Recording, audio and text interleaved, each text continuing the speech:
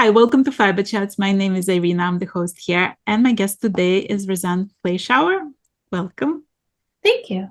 So we actually met in person in the Unruly Stitch store in Weston, Massachusetts, which is like a brand new store, and I love meeting all the people there.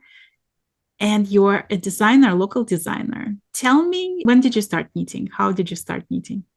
I had started knitting. My husband had bought a boat, and we had just finished our graduate work.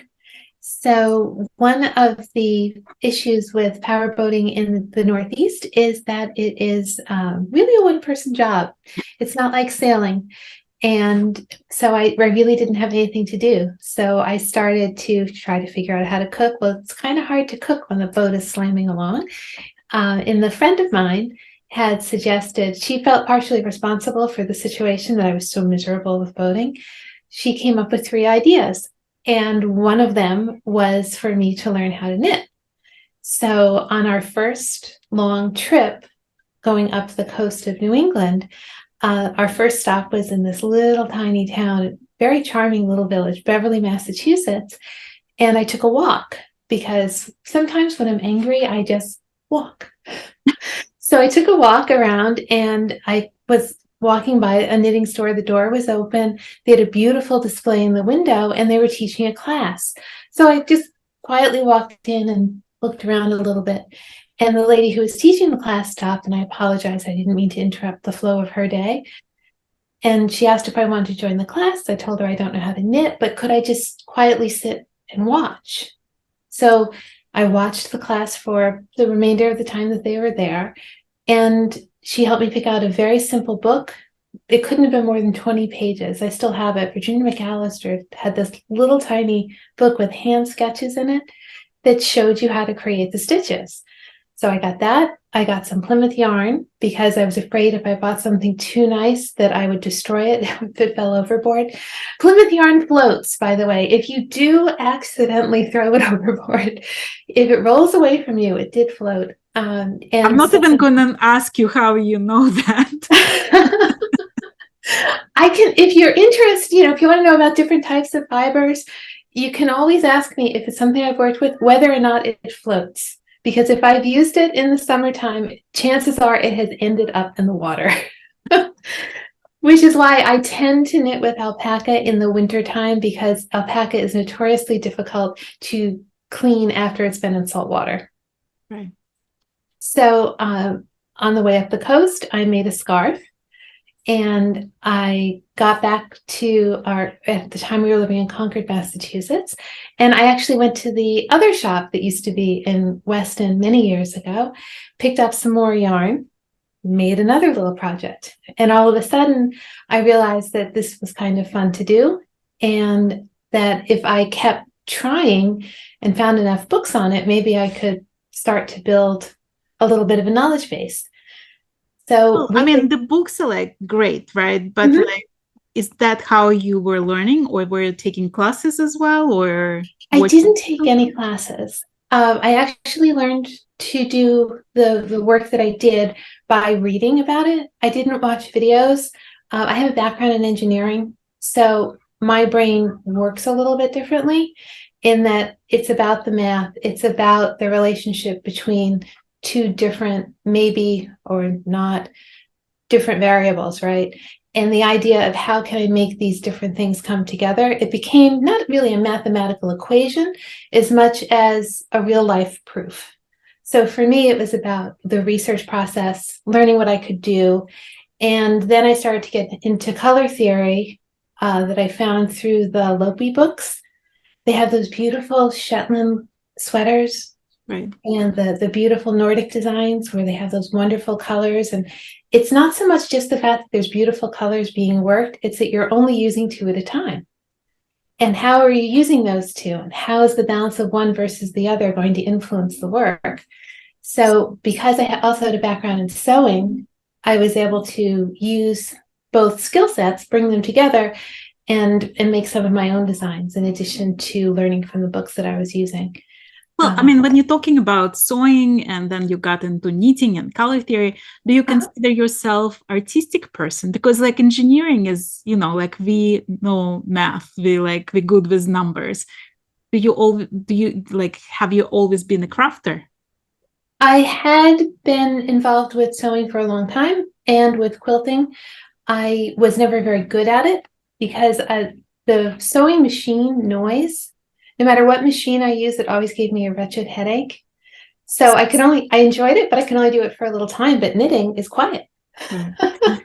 So although the results don't come as quickly, I could use some of the things that I had learned about quilting when I was in Girl Scouts and when I was in 4-H to then bring some of that theory into the work that I was doing in knitting.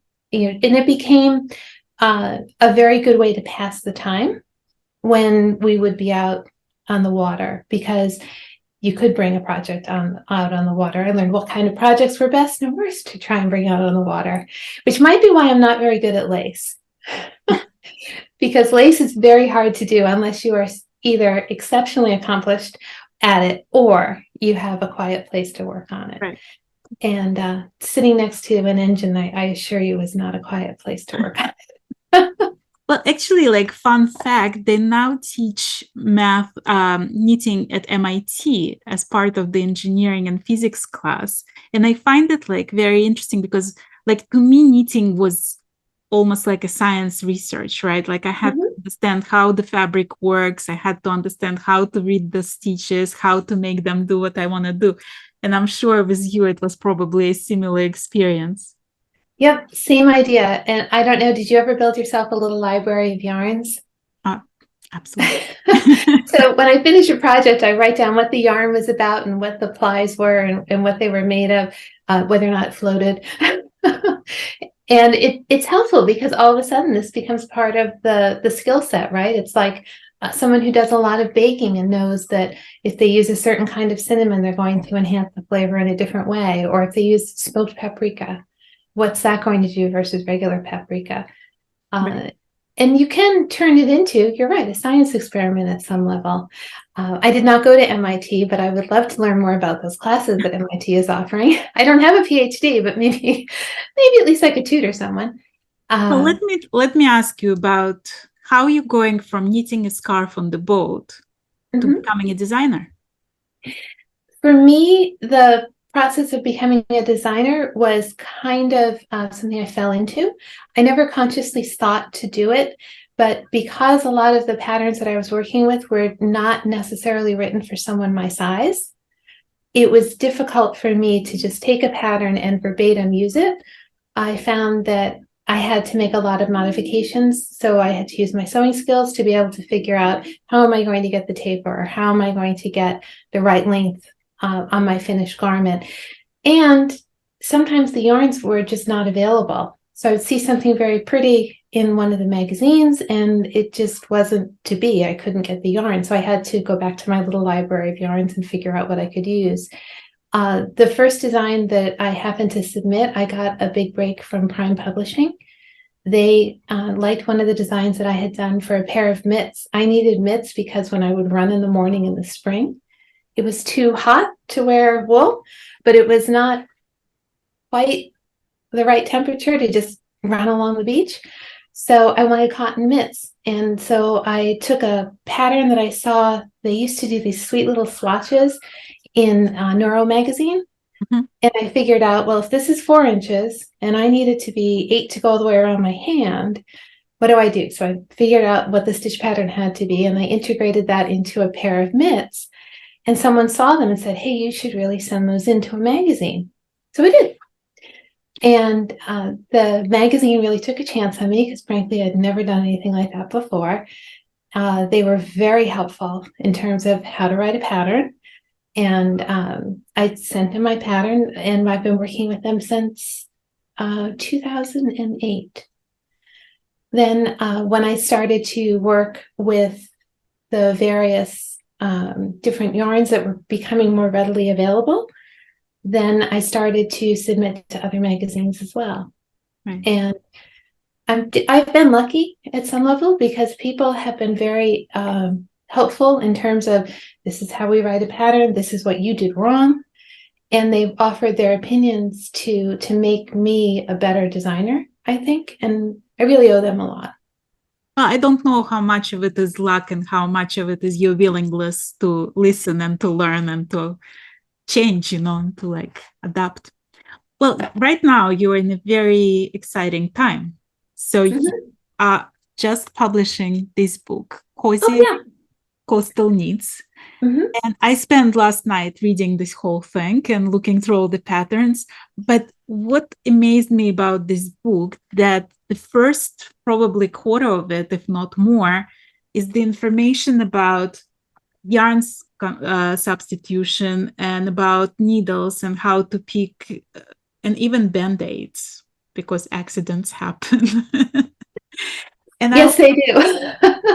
So there is a lot of pictures, there is a lot of advice on how to gauge properly, how to swatch properly, what needles are good for what kind of thing, how to substitute the yarn, how to decide what yarn works best for what project. You don't see much of that in a book of patterns. Like you think that Cozy Coastal Needs is something light that you just go and knit something, but there is a ton of information that you put into that and a ton of research that you put into that. Tell me about that process. Like, how did you decide how you're gonna make that book? Focus groups. I worked with, I was very fortunate that I had good resources available to me. Yarn shop owners who are my clients were more than willing to share with me what their pain points are. Their pain points were an integral part of my decision-making about what to include in that first quarter of the book. And then I also ran focus groups with individuals who were knitters and may have stopped knitting, and knitters who were continuing to knit and develop their skill set. And most importantly, I talked to people who crochet too, because they bring a different perspective to the process of making that's rather interesting. So for me, figuring out what were the pain points that my customers as yarn stores had and fiber companies had, and how could we address some of those in a way that would make the process of selling the book more than just selling someone a book of 21 patterns. You could say, here's the book, and yes, I don't carry Blue Heron Rayon Metallic, but let's look at the book and see what she says about substitutions. And to be able to say, as a shop owner, this is the yarn that was used, this is what I have, how can I help you make this item, is a way for the yarn stores to be able to work with their customers rather than simply having to say, I'm sorry, no, I don't have that. Or being able to say, there's an interesting technique. Well, this is how you do the cable. And for the yarn shop to be able to say, this is how you do the cable, and she has a video. So I was able to take all of that information and put it into my initial table of contents. So it became more of a solutions guide for people.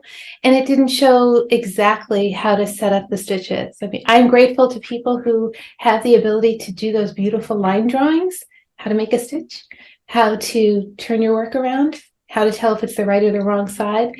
I don't have that skill set, but there are a lot of other accomplished people out there who do. And that becomes a part of the learning process, but I didn't feel that we needed that in the book. So I used the pages for how to do a yarn substitution, how to really look at a gauge swatch, and how the individual maker may want to slightly modify what they're doing to achieve a certain gauge or achieve a certain look. Right. And the test knitters were very helpful too, because they told me when they were working on something, I was able to swatch it and I wasn't able to get the gauge with this needle, but this is the needle I use. And there are cases where, as you know, as a knitter, it does make a difference if you use... I was actually surprised to see it in the book, because you literally said that, like, if you can't get swatch with, let's say, bamboo needles, try metal needles and you might be surprised to achieve the swatch just with the same size needle, just like different material. Yeah. I've never seen it written anywhere.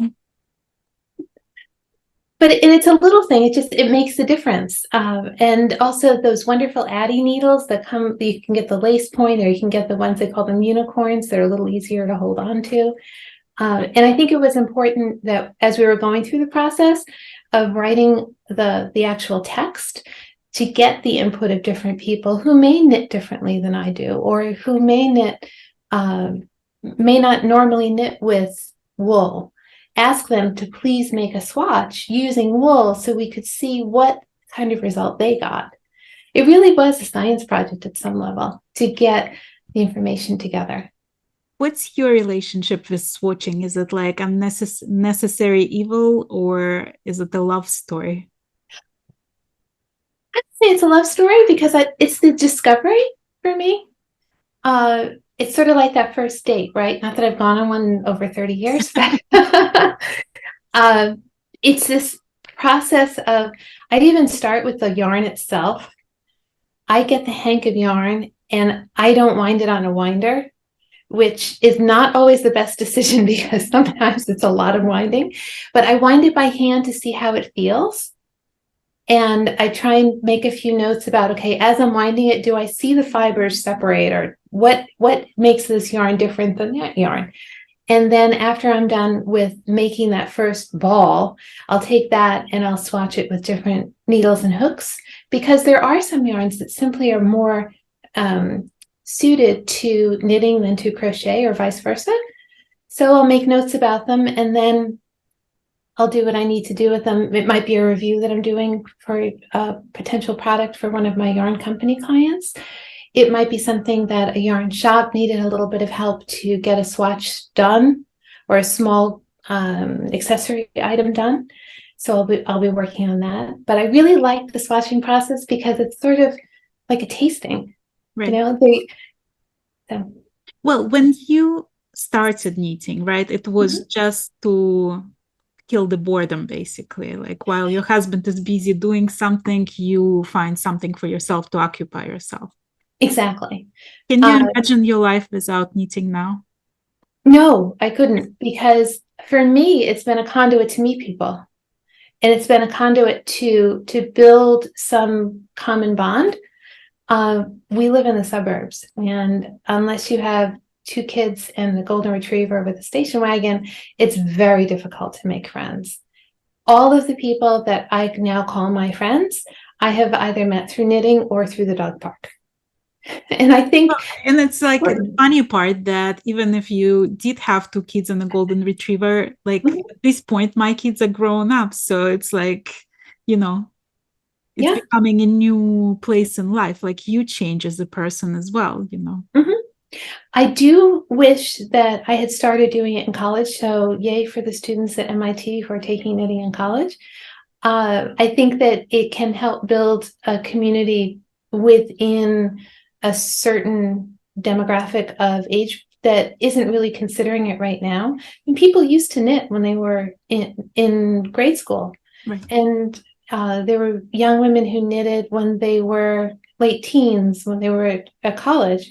You didn't have as many people doing it recently. So you've got this sort of age gap, right? Between my grandmother made me do it when I was 12, and now the kids are grown, or now I'm living in a different phase of my life and I need something to do. For me, it was more a case of I kept doing it. And as I kept doing it and working with other people, it just became a wonderful way to make new friends.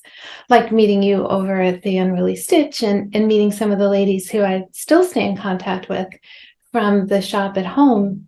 It's really nice to be able to call these women and men my friends, and know that we have this common bond. You know, if I'm in North Carolina for a book signing, there are 3 or 4 people I know I can call that I've met through the Row and Connect program. I mean, that's my favorite part about my channel, because like I know somebody almost in every country in the world. Like I can come and probably be welcomed and probably have great time there with people that I've met through my channel. Yeah, I think that there's a whole community that's built around the table, whether it's a quilting bee or coming together over a particular book. or a knitting project or a crochet project. I think that because we've, especially in the last few years, spent so much time separated, Right. that it's nice to be able to regroup and regather. And you don't have to have anything in common except the love of whatever is on the table in front of you, whether it's quilting or crochet or knitting, book. Well, let's talk about the book. The patterns that you chose, the 21 patterns. Mm-hmm. Was it difficult to choose the 21 patterns and to put into this book? How did you decide between like what you're going to put in there? Part of it was driven by what was available. So when I started to put together the idea, I had not a laundry list, but I had a list of the types of things that I thought would be valuable for people to be able to make. From the focus group that I talked to of knitters and crocheters who had views on, well, I would like to see a book that has this in it.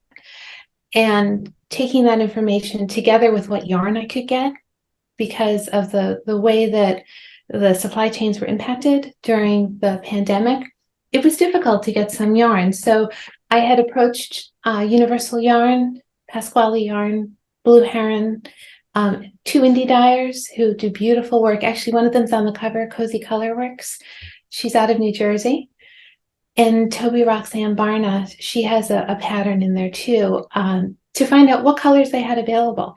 And that drove the decisions in terms of what I could include in the book, and the availability of the colorways and the textures of the yarn drove what I was able to finally produce. But so what I loved about the book, that like before you start, you basically write what inspired it, like what trip, where were you at that time when you thought about creating something, and like it really feels like a coastal traveling with you. Like I've got so many ideas of where I want to visit just by reading this book. Excellent. Was that by design? Like, did you want to share your story, your traveling story, your experiences?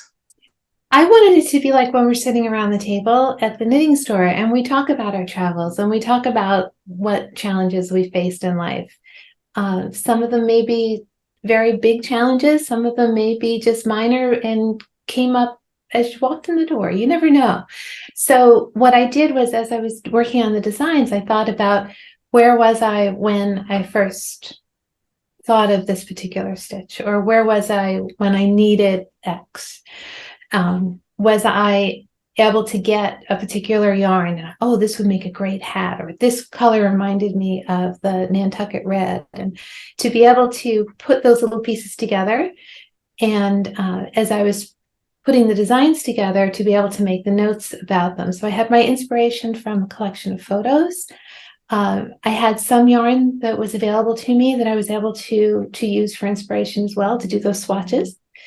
And then as the designs evolved, it was an interesting discovery process with the people with whom I had the good fortune to be able to work on doing the test knitting and the sample knitting, to get feedback from them.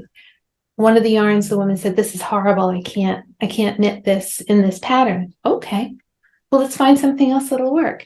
For me, it wasn't a big deal to knit that, but it was important for me to make sure that it wasn't just about me. It was about making a collection of patterns that people would find useful and fun to make. Well, was it like an easy, smooth sailing for you, this writing the book, or was there like a lot of unsuspected drama there? I think when I think about the process itself, I think the real drama was trying to find a way to get it published. It came together really easily for me, again, because I had a really good team of people that were more than willing to offer their input. And then I had support of the yarn companies who moved. I don't know how they got the yarn together as quickly as they did, to be honest. One day I was just sitting thinking, I'm stuck, I don't know what to do. And the next day, the owner of Knit in Roslyn, which is my local yarn store at home, she called me and said, "Well, let me walk around the store and show you what I have." So she literally took her mobile phone to the store and FaceTime. We picked out yarns on FaceTime. And then once we got all of that yarn shipped, it got to where it needed to be. The pieces really started to fall into place. And then it just became a question of, how do I get this published? Because I didn't have the usual path that most designers would have to bring the book from initial concept to the bookshelf. Typically, when one writes a book, they either make the decision to self-publish it or to work with a publisher before they even put pen to paper, right, or fingers to keyboard. And I had decided, because of the economic time, it was just easier to finish and put everything together and present a book that was ready for layout than it was to wait weeks and months for people to write me back. Because as soon as I decided to work on the book, I had started contacting publishers and I didn't hear back. It was months. So I decided, you know what? Maybe I have to self-publish it. But either way, these things need to get done. And I was very lucky that people had the opportunity to eventually get the samples done, get them back to me. We had a wonderful time doing the photography with Gail Zucker. And then it was a matter of going back again. People were more in the office and more inclined to talk to me, whether by phone or by Zoom. And then to be able to find a publisher that was willing to take a chance. Well, I hear a lot of uncertainty in this thing. So you working through the book, right, for like for a long period of time without any final plans in line, and not even knowing if you will be able to publish it, and yet you don't give up. I mean, is that your character in general? Like, do you just believe in process? Was it like more whatever's going to happen is going to happen? Do you believe? No, I truly believe that if you find the right process, you can find a solution. And I figured, if you think about the journey from an idea to the completed book, and you think about the steps along the way, you can break it down into a project plan. I had been a project manager in the financial services industry for a long time. So, if I figured, if I could convince the FDIC that the bank was solvent, I could write a book. So you know what I love also, because it's almost like when you're going on a boat, it's like you enjoying being there, you enjoying your journey more than like getting to the port, right? Like that's not about the final destination. So sometimes the beauty of writing this book and writing those patterns and just imagining where it's gonna end up being is bringing you more joy than actually holding the book in your hands, which is, I'm sure, is very pleasant feeling as well. Yeah, I have one right here. For me, it's really about how the journey came together, and to be able to, it's not so much that I enjoy being out on the boat or out on the water. I actually enjoy being out with other people and seeing them enjoy whatever it is we're doing, right? So if I see somebody struggling with a pattern, I feel badly for them and I want to help them. And I wanted to make sure that when I put together the information that I was putting together in the books, that I helped to address some of the concerns people had. I was doing a lot of teaching via Zoom. So again, I looked back and I tried to figure out what were the questions that people were asking me along the way, and what can we do to make their journey more fun. But I do believe in trusting the process. When my husband was overseas and I had to learn how to drive a stick shift, I had to figure out a solution. And my solution was we were at the top of a hill, and there was a British School of Motoring in Basingstoke, England at the bottom of the hill. All I had to do was get the car from the top of the hill to the bottom of the hill and hope they could fit me in for a lesson. So if you find the solution and you can laugh about it later, I'm relatively sure that the parking garage that I mistaked for a parking lot, they may still remember me because I didn't know how to reverse into a parking space. But again, it was the solution. It's finding a way to make things work. You also mentioned that you are filming a series of mini tutorials for your YouTube channel to help people with any questions they might have about this book and knitting in general, I guess. Was that smooth sailing? The interesting part about that was that it was a direct response to questions that I have received about patterns that are in the book and patterns that are similar to them that had been out previously. So for me, the video work is very difficult because I have a drafting table here that is very small, and I only have a certain amount of space to actually move my hands and do my video work. So for me, the biggest challenge is not knocking anything off the table when I'm trying to set up one of my videos. And remembering to press the recording button. Oh, yes, that is the other issue, because the first set, I was so happy with it. I finished doing 6 or 7 of them, and I put the box together. I shipped the samples off to the shop that requested them, because we're doing a trunk show in Sheep's Clothing on June 10th. She wanted the samples early because she wanted to show her customers. And I thought, fine, right. Take the box to UPS, got home, sat down to edit the video, and the card was empty.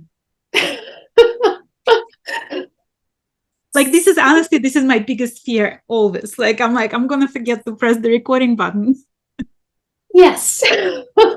Always check the recording button. I was so proud of myself. I didn't knock anything over. I went through every point on my list for each of the patterns. So that will have to wait until after June 10th. I have all of the information. All I have to do is this time remember to push record. So that's why the videos are not out yet. I'm hoping that I can get those out. I wanted to work on them actually between that book signing and HH Americas, which is at the end of June. So I'll have some time to make sure I push the little red button.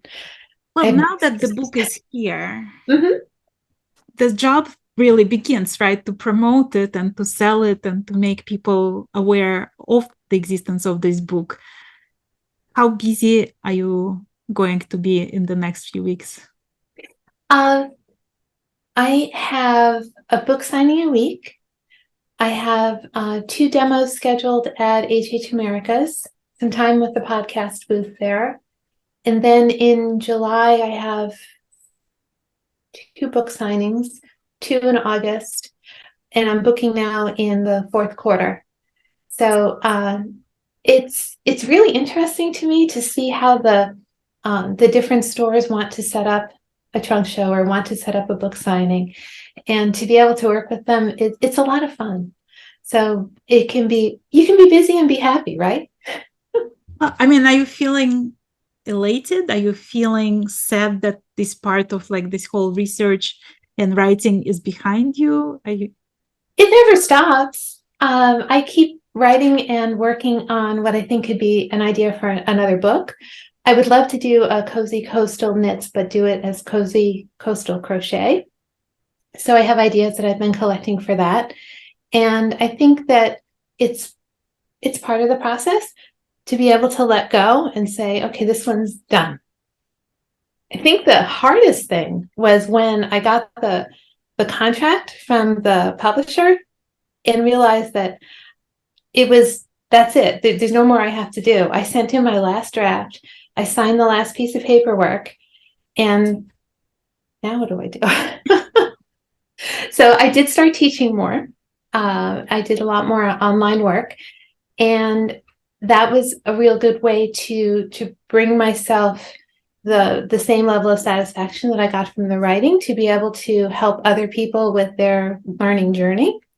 And then I think that the next phase of it, where I get to go to shops and get to help people with their yarn substitutions and some of the other topics we talked about in the first quarter or so of the book, I'm really looking forward to that part, because I think that there's a lot that I can learn from them too. Everyone has a different opinion and has a different style.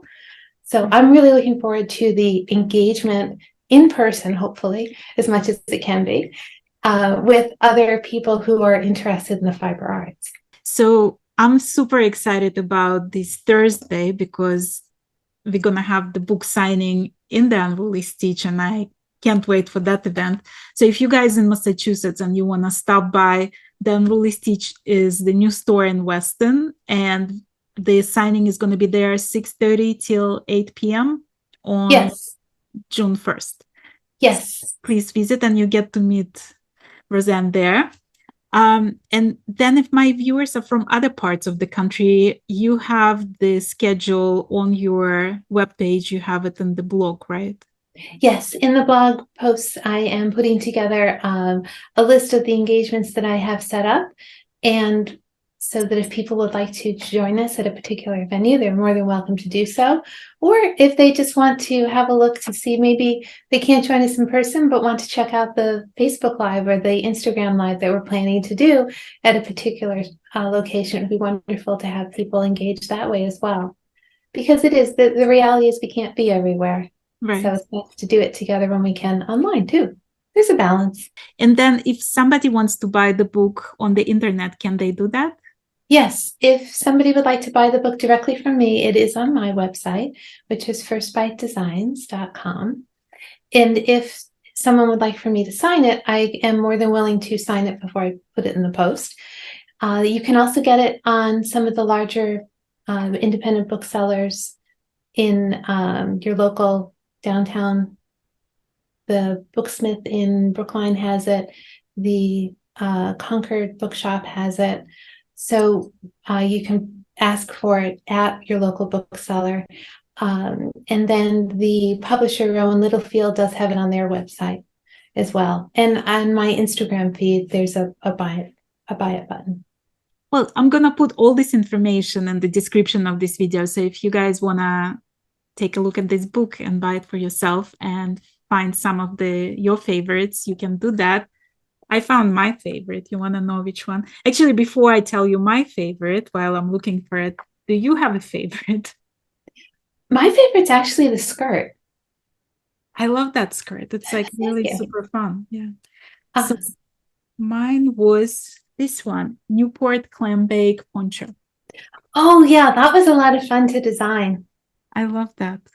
It's like, and I love all the, I mean, I'm so notorious for my love of blue that people have been calling me Smurfette. So that just like hits my little Smurfette heart. I really enjoyed working on the design for that. Cozy Colorworks has this really cool thing with her colors. She has her tonals, which is the dark blue that's in there. And then when she does a sprinkle, she pulls the colors from her tonals. Oh, that's so cool. It was just so neat the way the two just came together. Can't wait to try to knit that. It's gonna definitely going into my queue of things I'm gonna need soon. And it was so lovely to meet you, get to know you a little bit. Thank you for being a guest of my channel today. Thank you very much for inviting me. I appreciate it. I'll see you at the Unreleased Stitch on Thursday. Yeah, thank you.